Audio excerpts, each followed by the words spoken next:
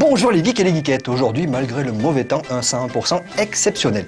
Pourquoi exceptionnel me direz-vous? Parce que nous aurons les jeux téléchargeables, mon souvenir et Auto. Benoît, il y a Fred qui te cherchait pour le vaccin contre la grippe. Oui non, c'est bon, je l'ai vu. Et comme on est bien au chaud, on regarde les news. T'as géré avec lui, c'est bon? Oui, c'est bon, t'inquiète. Ok, parce qu'il m'avait dit que, bon, voilà. Non, pas de souci, pas de problème. Hein.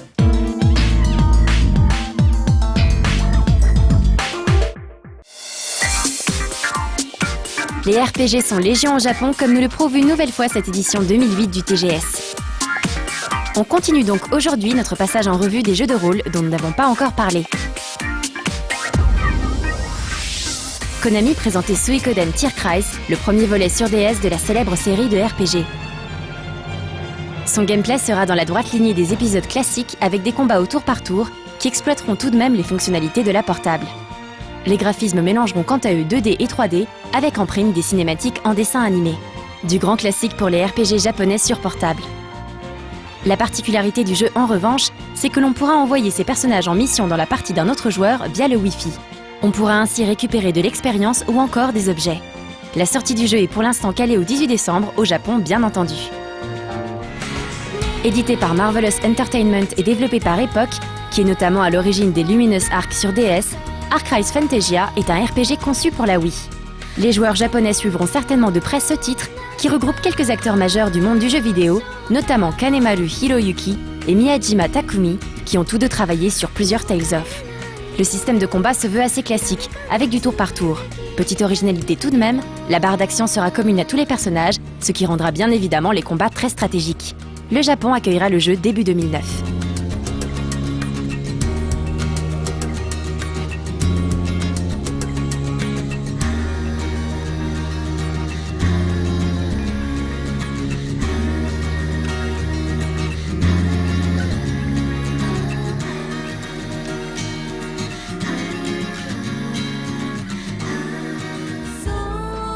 Autre jeu édité par Marvelous, Avalon Code est un action RPG en 3D. Au développement, on retrouve Matrix Software, qui est connu pour avoir adapté FF3 et 4 sur DS. Dans Avalon Code, le scénario met en scène deux personnages, un garçon, Yumiru, et une fille, Tia. Ces deux enfants rêvent régulièrement que le monde va être détruit. Un beau jour, à leur réveil, ils trouvent à côté d'eux un livre mystérieux. C'est le point de départ d'une aventure dans lequel ce bouquin tient une place très importante, car il permet de réécrire les événements passés et de sauver ainsi le monde d'un funeste destin. Le gameplay sera également basé sur l'utilisation de ce livre. Celui-ci permet de connaître des informations sur ses ennemis, mais également d'agir directement sur eux ou sur son équipe. On pourra par exemple rendre vulnérable un adversaire invincible ou encore soigner un partenaire.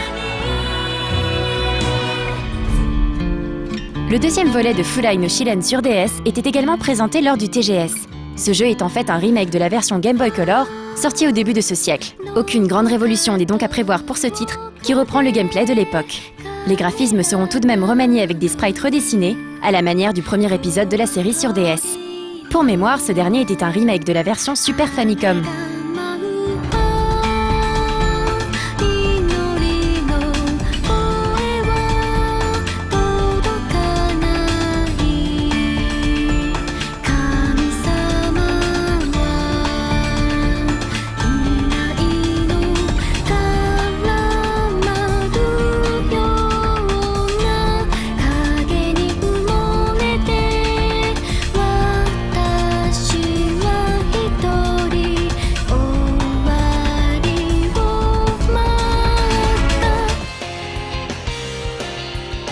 La série des Shining comptera un épisode supplémentaire au printemps 2009, avec la sortie de Shining Force Feather au Japon. Il ne s'agit pas d'un RPG classique, mais d'un tactical un peu particulier. En effet, le fameux système de cases est ici absent, puisque les personnages peuvent être déplacés un peu partout sur la map. Seule contrainte, la distance à parcourir. Celle-ci déterminera le champ d'action des personnages. Autre spécificité du jeu, lors des attaques, le joueur ne sera pas passif, car il devra appuyer sur l'un des 4 boutons de la DS pour déclencher une attaque.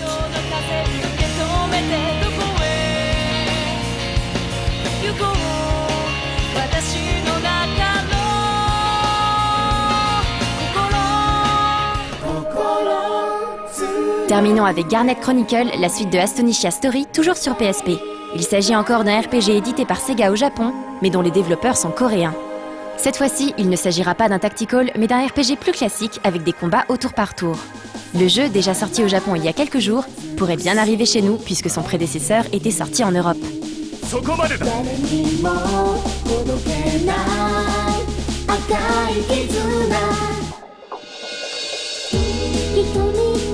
Teresa! 神の審判を受け冥府への扉を開け。はっ、もう一つ。貴様らの命運はこのハンマーで尽きる。地獄の豪華に抱かれ塵となれ。まだ強くなれる。なくせないものは形のないものだからいつも心つなぐメロディー歌いながら歩くよ君とまた会えるから誰も知らない明日へ駆け出すよ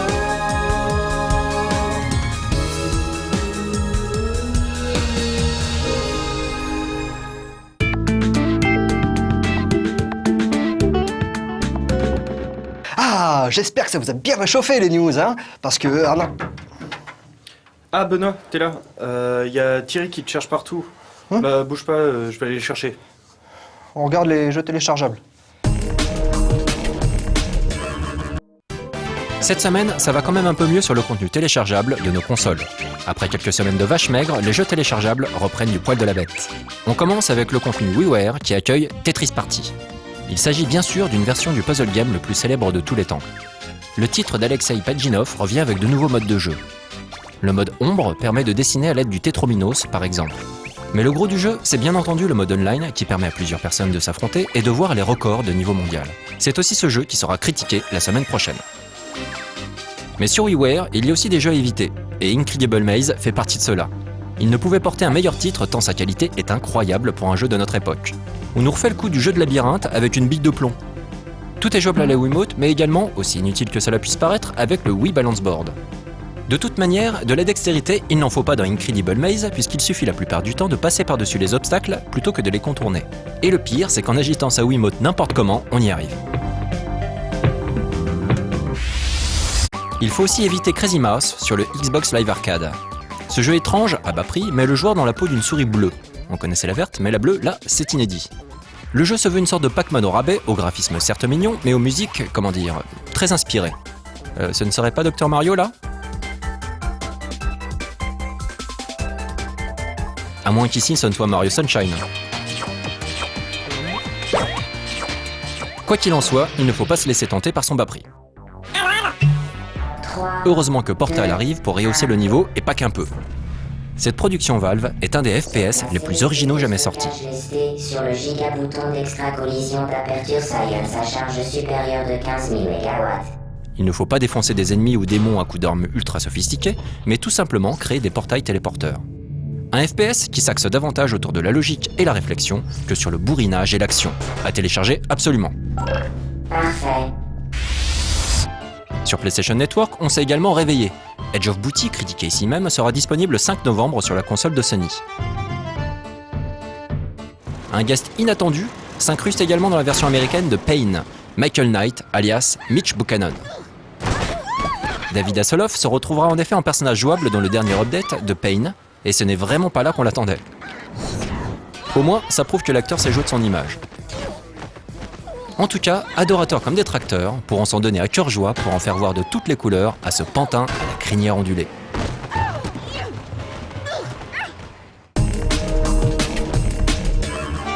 La naissance d'Edge of Booty tient très peu de choses. L'idée de base ne vient pas de Capcom ni de Certain Affinity, producteur du jeu, mais de Bungie-Soft, le développeur de Halo. Bon, ça mérite une petite explication. Bungie-Soft avait dévoilé un projet top secret sur Xbox. Ce projet avait pour nom Pimsat Seas et se voulait un jeu dans la lignée de Sid Meier's Pirates. Il était question d'un RTS se déroulant dans les Caraïbes avec pour thème les pirates, proposant un système économique très complexe. Mais comme cette annonce avait été faite le 1er avril, il fallait bien entendu s'attendre à une blague. Pimsat Seas était en fait le nom de code de la version alpha d'Halo 3. Du coup, Certain Affinity a sauté sur l'occasion de transformer ce gag en véritable projet pour sortir le RTS de la piraterie. Telle est l'origine de Edge of Booty, alias l'âge du popotin, qui fait écho au Mac des mers de Bungie.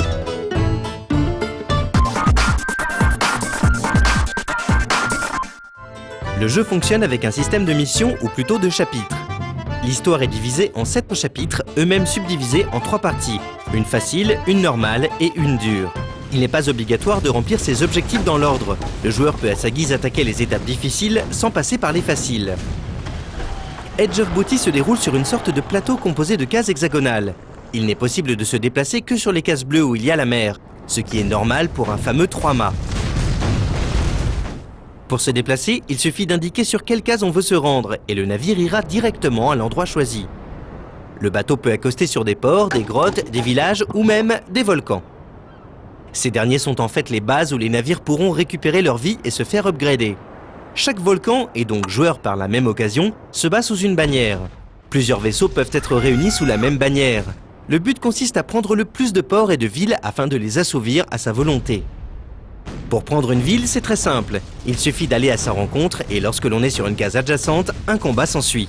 Pour capturer la ville, il faut que sa jauge tombe à 0. La phase de capture peut alors être lancée et il faut attendre que le compteur atteigne 100% afin que la ville soit sous une emprise totale. Et lorsqu'un port est obtenu, le joueur peut y rester à loisir et récupérer sa vie. Mais ce n'est pas le seul avantage, car chaque ville produit des ressources qui seront nécessaires à la montée en puissance du joueur. Ces ressources sont au nombre de 3. Le bois, symbolisé par un sapin, le rhum, symbolisé par un baril, et enfin la monnaie sonnante et trébuchante, symbolisée par des pièces d'or. On peut également trouver ces ressources en pleine mer, dissimulées dans des caisses flottantes, ce qui conduit souvent le joueur à dériver de l'objectif de base.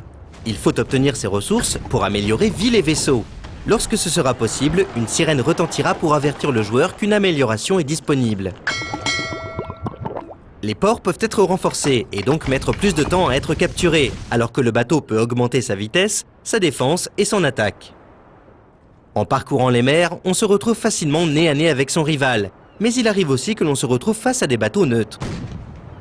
Il ne faut pas hésiter à les bombarder, car ils réservent des surprises. Des petits items bien vicieux qu'il faudra utiliser contre l'ennemi. Des bombes, des bateaux fantômes et plein d'autres choses du genre pour pimenter la partie. Il est aussi possible d'obtenir d'autres vaisseaux sous sa bannière, mais ce sera à l'IA de faire le boulot toute seule, ou à un joueur dans le mode multi. À aucun moment on ne peut contrôler plus d'un bateau. Si cela se comprend en multijoueur, en mode solo, c'est juste frustrant. Car l'IA anticipe l'action du joueur, et on se retrouve à 2 à faire la même action, ce qui est d'autant plus stupide que l'adversaire en profite pour prendre possession d'un autre port. Pour les plus créatifs, il existe un mode création. S'il n'apporte pas grand-chose aux joueurs de base, les level designers en herbe pourraient bien en abuser.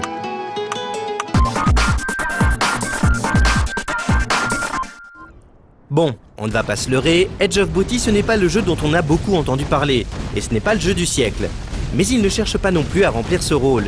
Ici, on est là pour s'amuser, et là, cette fonction est bien remplie.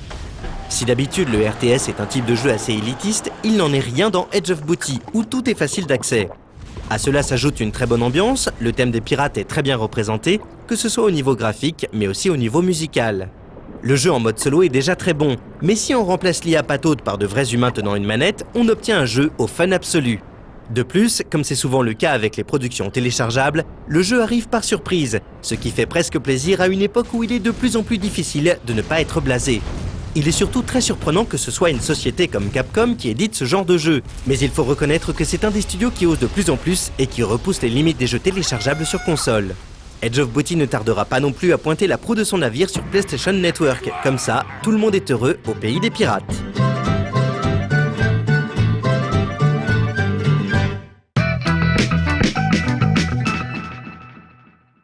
Benoît, tu vas pas me faire croire que t'as peur des vaccins quand même. Oh. T'as quel âge? T'as 40 ans maintenant? Bah non, j'ai pas 40 ans et puis j'ai pas peur des vaccins, ça non. Bon allez, on enquille. Maintenant, pantoufle au pied, on regarde mon souvenir.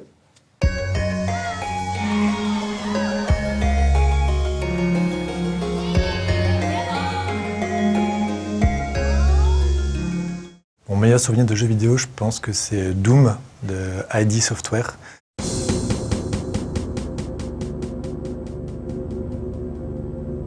C'est soit le jeu sur lequel j'ai le plus joué, ça va se compter en centaines de milliers d'heures, je pense.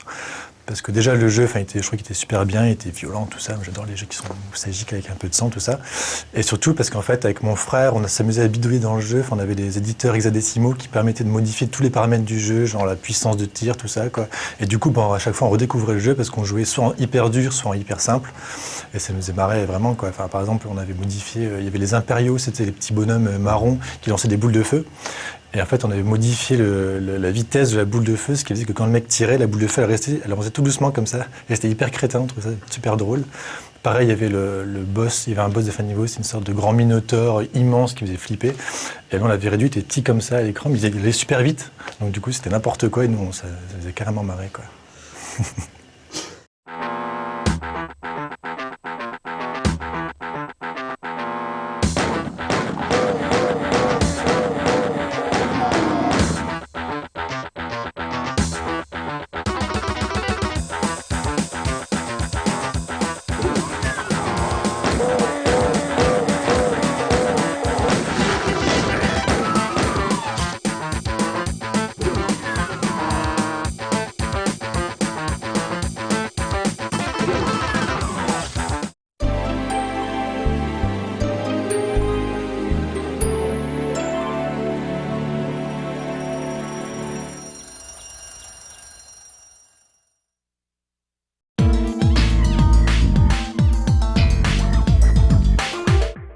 Assieds-toi bien gentiment, ça te fera pas mal. Assis!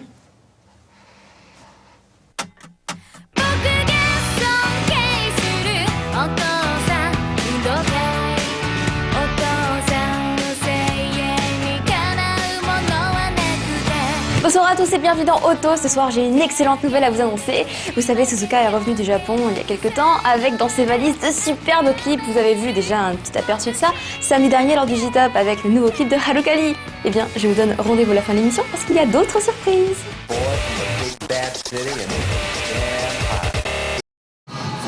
On commence les concerts et ce sera spécial Chibi Japan Expo. Vous allez voir, leur programme musical est très chargé.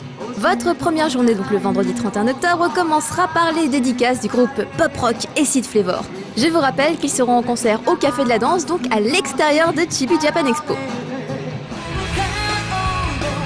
Ensuite, vous avez ce qu'on pourrait appeler l'événement de la journée, le concert du Jam Project, ce groupe composé de 8 chanteurs qui ont interprété les génériques les plus populaires de ces dernières années, comme Dragon Ball Z, Senseiya, Utena, Slayer, One Piece et tout plein d'autres. Après tant d'émotions, vous pourrez assister à un concert de tambour japonais interprété par le groupe Wadaiko Makoto. Le samedi est également bien chargé. Vous commencerez avec un concert à 11h30 du duo pop Jelly Beans. À 13h15, on enchaîne avec un concert de Minyo, chant traditionnel accompagné de koto et de taiko. Ensuite, 16h30. Aoi nous revient, mais attention, il n'y aura pas de concert. Il sera là pour une conférence et une séance de dédicace. Enfin, dernier concert de la journée à 17h avec le duo fraternel Yaneka. Mais pour bien finir, n'oubliez pas la représentation de Nihon Buyo à 18h15, une danse traditionnelle dansée en kimono par la célèbre danseuse Fujima Yuko. Pour terminer ce week-end, vous aurez le droit de vous reposer puisque le seul concert de ce dimanche sera celui de la jeune Wade Nara qui a repris la chanson Heavenly Star de Genki Rockets. C'est tout pour le moment pour les concerts, on se retrouve dans 15 jours pour de nombreux lives exceptionnels.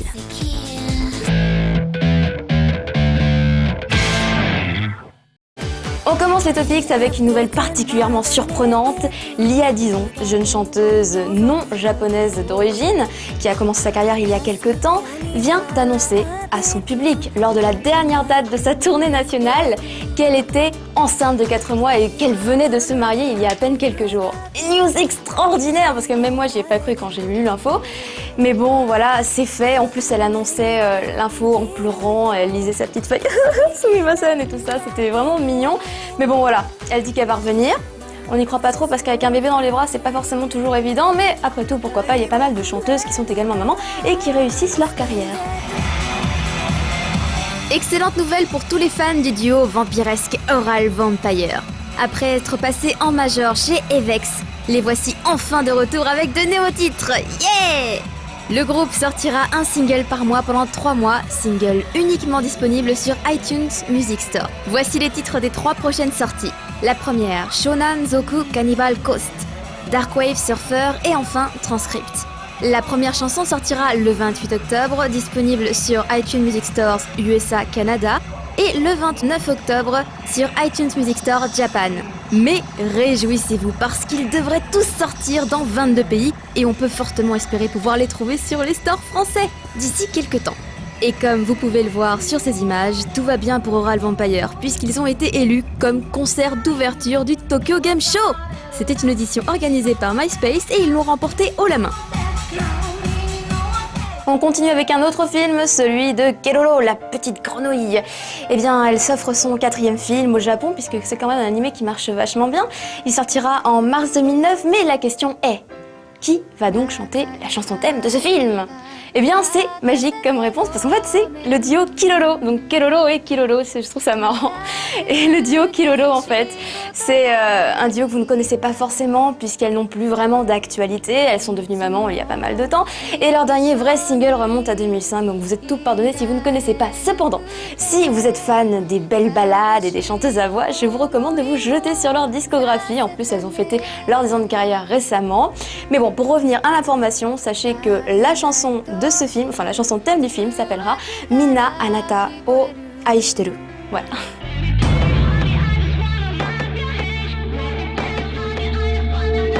Si vous êtes un grand fan des Morning Musume, vous devez forcément connaître le point commun entre Yoshizawa Hitomi et Rika Ishikawa. Oui, elles font partie de la 4e génération des Morning Musume, c'est vrai. Mais l'info, c'est surtout qu'elles vont former un duo qui va servir à promouvoir une marque d'événements plutôt tendance chez les Sweet et Goth Lolita. La marque s'appelle Hungry and Angry, donc le groupe s'appelle également Hungry and Angry. Les filles sortiront leur premier mini-album le 19 novembre. La chanson titre de ce mini-album, Kill Me Kiss Me, est un titre explicitement plus rock que ce que vous avez l'habitude de faire. Elles seront éditées chez le label indé Gotual, même label duquel nous provient le groupe Gaga Ringu. Vous pouvez évidemment écouter d'autres titres sur leur MySpace pour vous faire une meilleure idée du potentiel de ce nouveau duo.